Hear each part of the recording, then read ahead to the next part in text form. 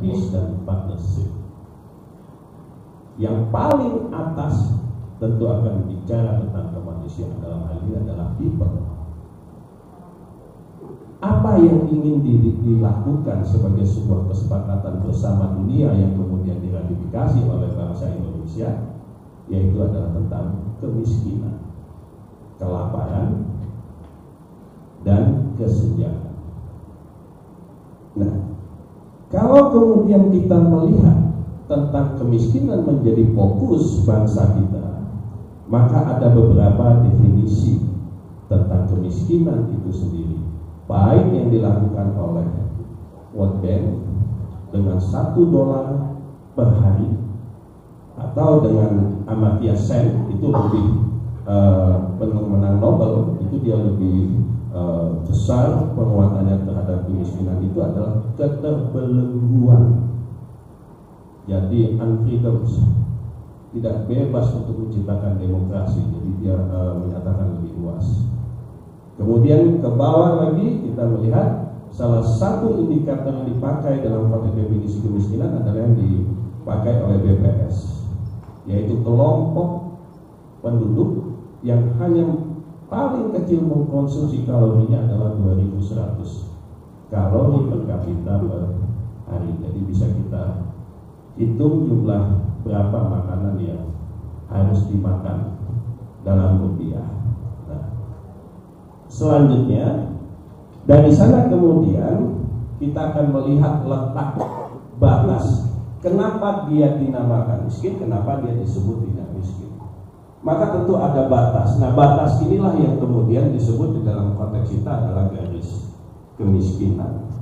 Jadi garis kemiskinan inilah yang kemudian mensejajarkan posisi tadi, posisi memenuhi kebutuhan makan dan minum yang 2100 kalori per kapita per hari. Inilah batas kita, yang nanti kemudian dikonversikan dalam bentuk rupiah yang nanti bisa berbeda-beda di setiap daerah.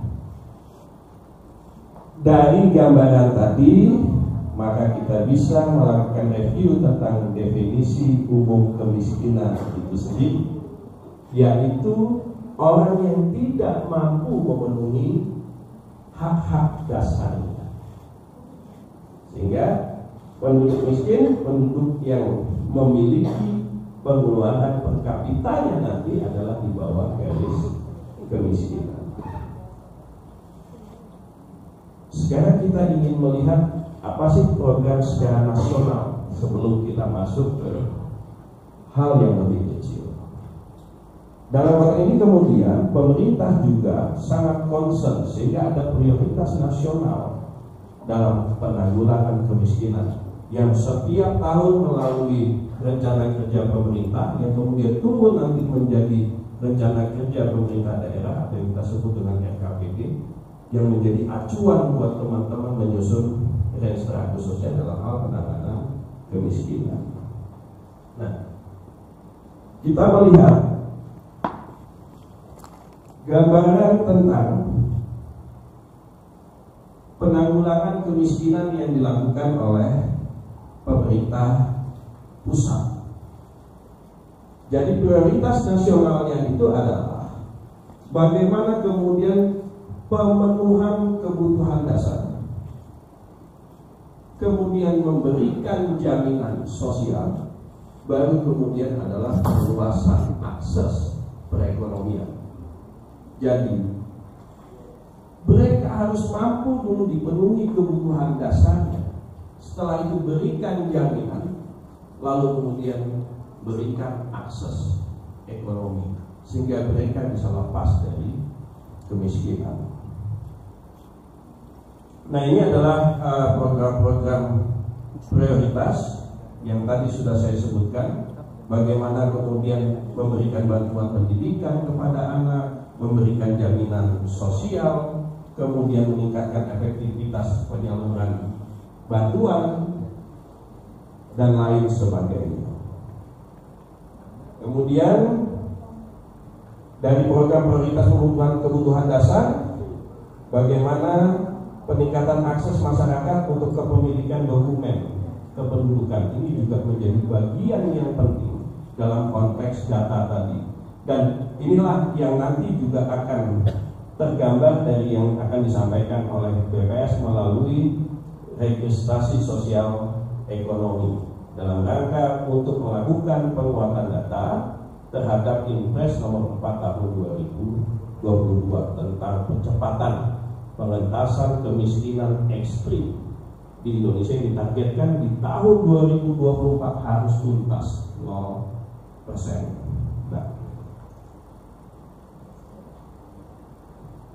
baik, ini adalah untuk perluasan akses. Setelah tadi pelayanan dasarnya sudah didapatkan, jaminannya sudah diberikan, kemudian berikan mereka perluasan akses.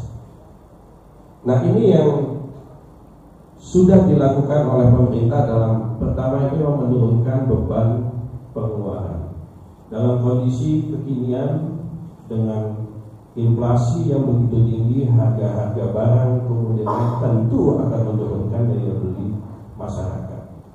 Dan siapa yang paling terimbas? Yang paling terimbas adalah masyarakat yang berpendapatan rendah. Tentu akan mengurangi penghasilan atau pemenuhan kebutuhan dasar mereka, sehingga perlu dilakukan beberapa support terhadap pelayanan dasar mereka. Kita memiliki PKH, kita memiliki BPNT, kita juga memiliki KIP yang sudah dilakukan oleh pemerintah. Kita juga punya Indonesia Sehat. Nah, data-data ini harus terkoneksi secara integratif sehingga semua data itu bisa terkoneksi secara baik. Karena kalau pembangunan daerah itu bertujuan hanya ada 5. Satu itu peningkatan dan pemerataan pendapatan masyarakat, peningkatan kesempatan kerja, perluasan akses dan daya saing daerah.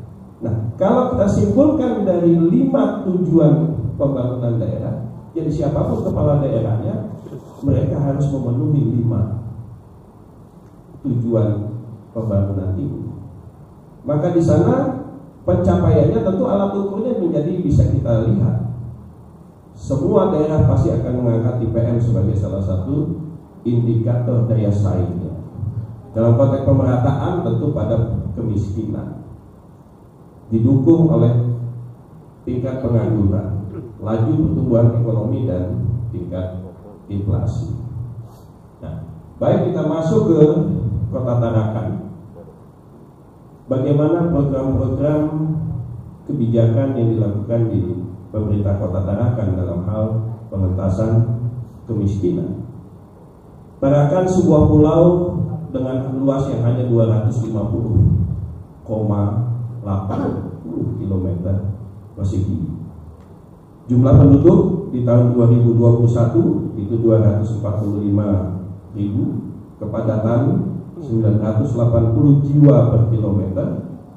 Kemudian PDRB kita itu 41,895 triliun atas dasar harga berlaku.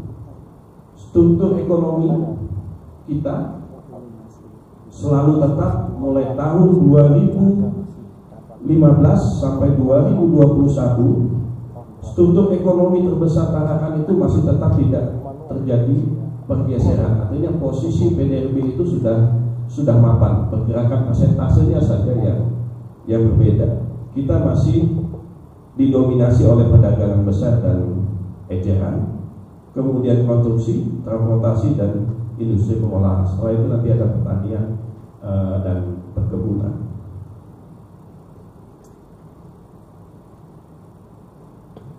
Visi Kota Tarakan adalah terwujudnya Tarakan sebagai kota maju dan sejahtera melalui Smart City yang didukung oleh 6 misi.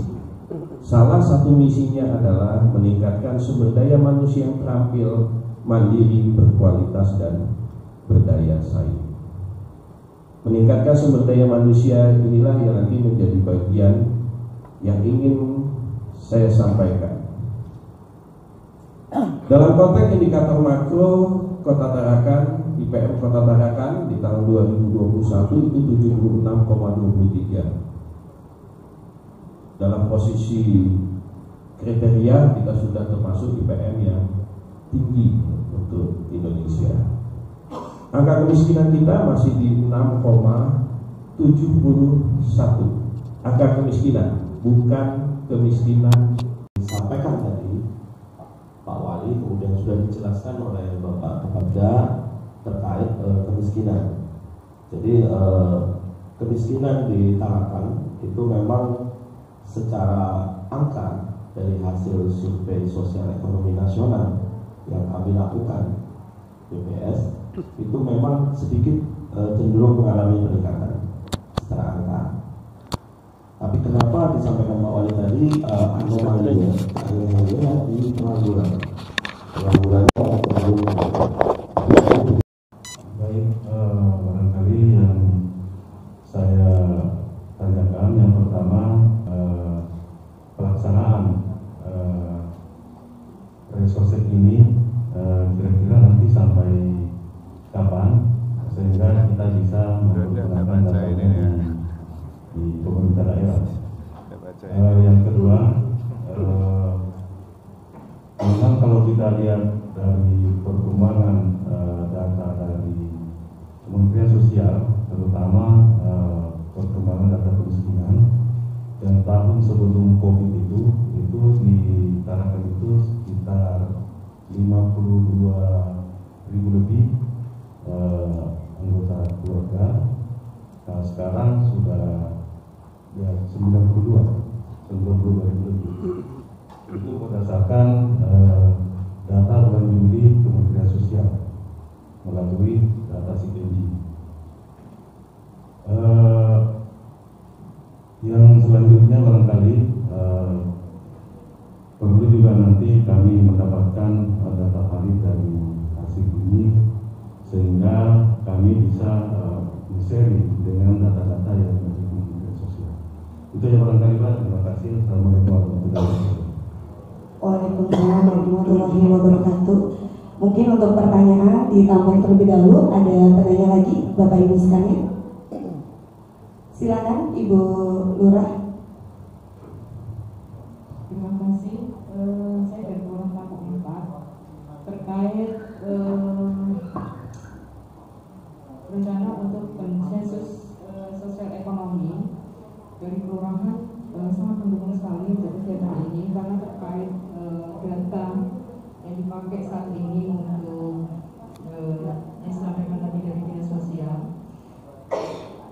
Sebenarnya data selalu kita updating dari kelurahan, namun ada realitanya setiap kali ada bantuan sosial maupun kegiatan terkait kesejahteraan sosial yang diturunkan ke masyarakat, data itu masih selalu data lama yang dipakai, sehingga penerima ini sama tidak tepat sasaran. Seperti juga terakhir kemarin data terkait DLT kenaikan BBM.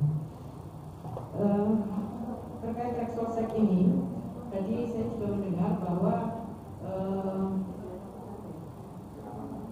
data yang akan digali di masyarakat ini juga menyangkut aset yang dimiliki oleh warga masyarakat atau rumah tangga.